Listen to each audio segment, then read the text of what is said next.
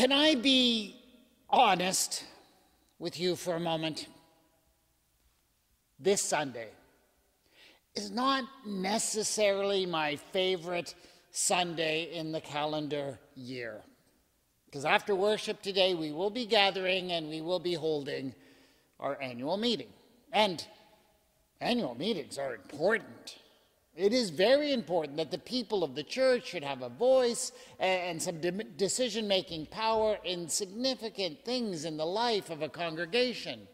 Things like a budget and trustees and leadership and policy.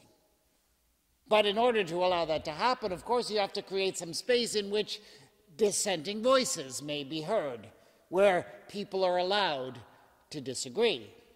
And that is healthy, that is normal, and it is absolutely essential to having a constructive meeting, but it's not always comfortable. And it can particularly be a little difficult for those who serve as clergy, because we know that we're going to discuss things that might affect things like our stipend or other aspects of our lives that are very important to us, like they would be to anyone else. And so when I talk together with my fellow ministers, we will often commiserate around days like this. And that's why the words of Jesus from the gospel reading this morning spoke to me as I thought about what I would preach during this hour. Now my soul is troubled, and what should I say? Father, save me from this hour. And I don't mean, of course, to trivialize the challenge that Jesus was facing when he said that. I hardly want to make a false equivalence between what Jesus suffered and any difficult hours that you or I might face in life. I mean, sure, Jesus wasn't just dealing with the prospect of going through a meeting where people might say things he didn't want to hear. No. Jesus had come down to Jerusalem, and he had every reasonable expectation that he would be arrested and convicted and killed in a very painful way. And so when Jesus feels troubled, when he considers asking to be saved from the hour that he faces, that puts any difficult hours we face in our lives into a rather sharp perspective. But at the same time, I don't want to minimize Jesus' suffering at all. I don't want you to minimize the troubles that you may face in your life. If you are suffering for any reason, you have every right to your feelings, to the distress that you carry. You should not allow anyone to minimize it. And you might get the impression that you should let people minimize it if you read this passage from the Gospel of John all alone. Because yes, in this verse, Jesus speaks of the trouble in his soul. He speaks of his desire to be saved from the hour that faces him. But he really doesn't seem to wallow in those feelings for very long at all. In fact, he immediately goes on to say, no, I will not ask to be saved from this hour, because it is for this reason I have come to this hour.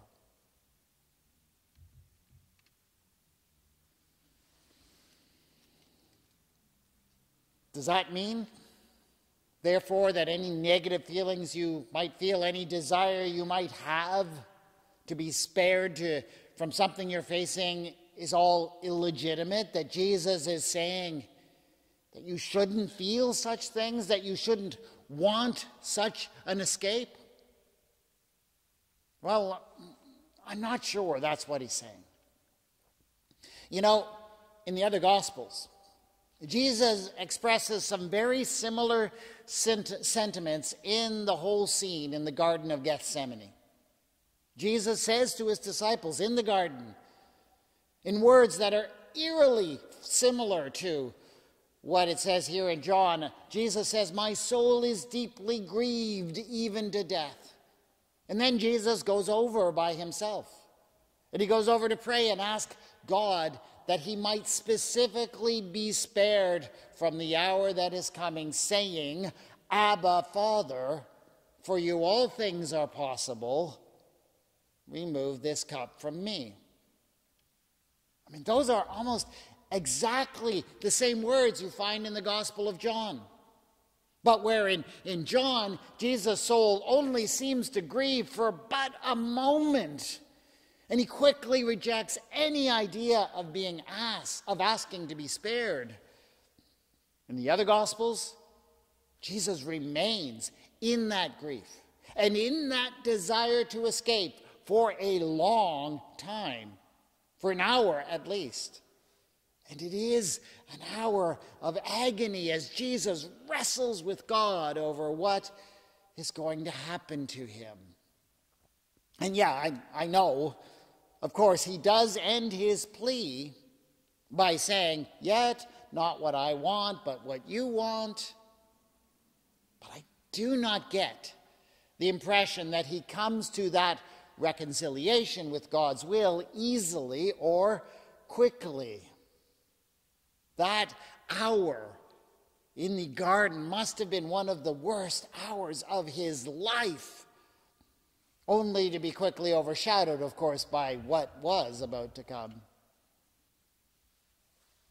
And you may well ask, well, how are we supposed to reconcile what Jesus says here in the Gospel of John with those accounts of the Garden of Gethsemane? I don't really see it as a contradiction. I mean, sure, John, in his Gospel, may not want to dwell on Jesus' desire to escape his fate. John skips over it. But I don't necessarily think that means that Jesus didn't dwell in that desire to escape in the garden. The agony in Jesus' heart was real during that hour. It's just that John wants us to look at the agony of Jesus from a bit of a different angle, because he's trying to teach us all something important about the difficult hours of our own lives and how we're supposed to navigate them. In particular, I think John wants us to understand where Jesus landed after that hour of agony in the garden, and how he came to be reconciled to what would come next. Because you see, there's always a temptation when you face a difficult hour. I think the natural inclination of any of us when we're facing such a difficult time is, if it cannot be avoided, is to just sort of, grit our teeth and clench our fists and just push on through, get through it as quickly as possible so we can forget about it and get on with our lives. We attempt ourselves to minimize those difficult moments in our lives, and that might be understandable, of course, but that's not what Jesus does. Jesus explains to the crowd that such hours, as hard as they may be, have a purpose, because they are meant to bring us to a place where we come to understand one of the deepest truths of life, a truth that he sums up like this: "Very truly I tell you, unless a grain of wheat falls into the earth and dies, it remains just a single grain, but if it dies, it bears much fruit." And of course, it's clear what that saying means in light of what we all know that Jesus is about to face. Jesus knows he's heading towards a death that will be painful. But he also knows, and this is made clear throughout the gospel, that he is going to be raised from the dead. So it seems that Jesus is the grain of wheat that he's talking about. He's the grain of wheat that dies and comes back to new life, right? But part of what Jesus is saying is also that his death and his resurrection will not just be for him, and that the new sprout that comes from the seed that dies in the ground will not just be a new chance at life for Jesus, but it will bring new life obtained for the whole world and for us as well, right? That's the meaning of the death and resurrection of Jesus. But at the same time, I would add this. It's not just about what's going to happen to Jesus. It's not just about what Jesus accomplishes for us. Jesus is also here proclaiming a universal principle, one that is central to the Christian faith. See, the truth is this.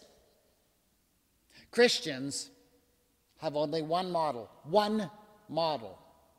for renewal. And that model is death and resurrection. Jesus has shown us the way. We are called to continue to walk in it, to, as Jesus put it elsewhere, take up our cross and follow him. And so the particular challenge that we're given whenever we face a difficult hour or a crisis or a trial is not merely to survive it, but to have the faith to pass through it by dying to what we need to die so that we may be raised to new life. I'll give you an example. Have you ever faced a difficult time in a key relationship in your life? Somebody you love, right? Relationships are not easy. But if your relationship is at all authentic, there will be times when you disagree, when you fight, when you may even struggle to love the other person. And these are hard times, right? And because they are so difficult, the temptation is often to merely survive such times. So we do things like avoid the conflict. Try not to talk about it. Change the subject if the point of disagreement comes up. And we think that if we can just ignore the conflict, it'll just go away on its own. Sometimes it even seems to. But I guarantee you it will come back in some new form sooner or later.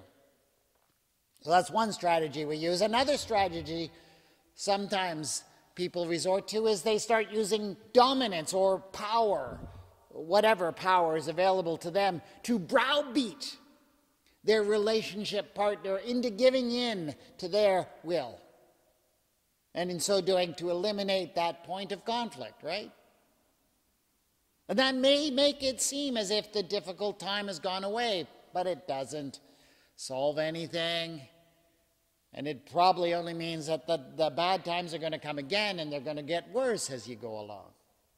No, if you value that relationship, what you need to do is enter into a much more difficult time where you risk yourself, where you choose to die to something in yourself that might be malignant to that relationship, and it's only in such death that new life can be found in that relationship. That's just one example. I mean, we all face difficult hours in our lives. Each one brings its own unique challenges. Some come in terms of health issues or treatments, maybe difficult work-related issues or financial struggles, but, we've all been there. We'll all be there again. We all have difficult hours. And so I think it's helpful for us to hold on to this formula that Jesus gives us in the Gospel of John. It's usually not helpful to just try and avoid such hours.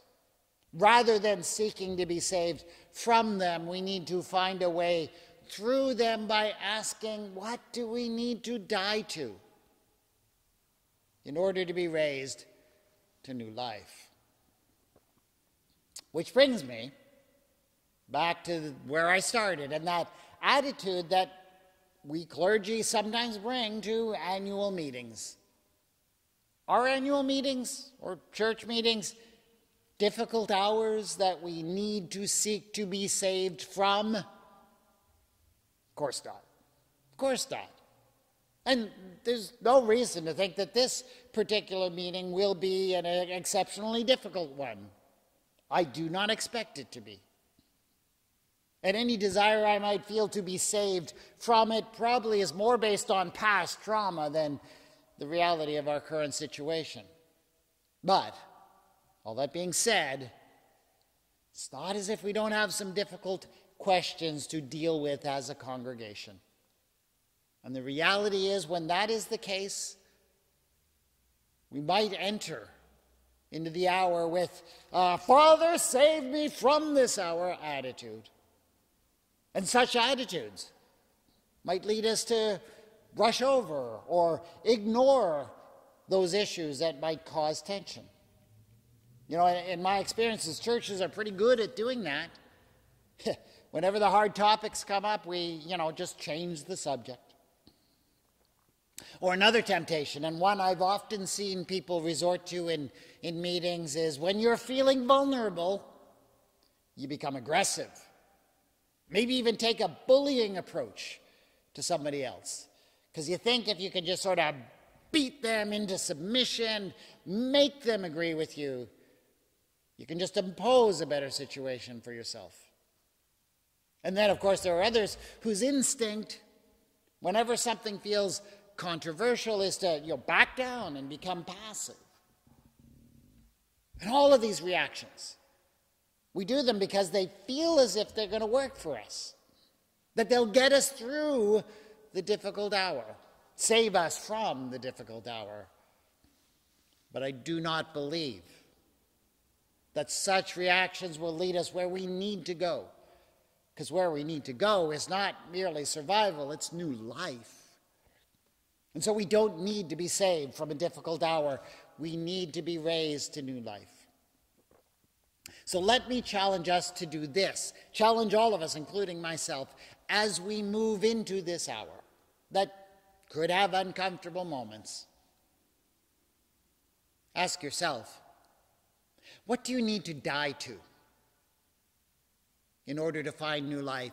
Ask ourselves corporately, what do we need to die to in order to find new life? Because I'm pretty sure that as a congregation, there are some attitudes we need to die to. There's the assumption we often make that we're better than other congregations because maybe we're not dealing with the same struggles that they're dealing with right now. As a congregation, as many churches, I think we need to die to the assumption that we can just thrive on our own and that the loss of other ministries doesn't affect us. And above all, we need to die to our tendency to think only in terms of what we can get from the church so that we can be born again to a new attitude concerning what we can all give to the work of Christ in and through the church together. But understand, whatever we have to die to, however hard it might be, there's a purpose to it. When the grain of wheat falls into the ground and dies, it's not the end of the story. It's the new beginning. That's what Jesus is promising us. And I, for one, will not pray, Father, save me from this hour. I hope you don't either. Father, don't save us from this hour. Teach us your profound truth. Amen.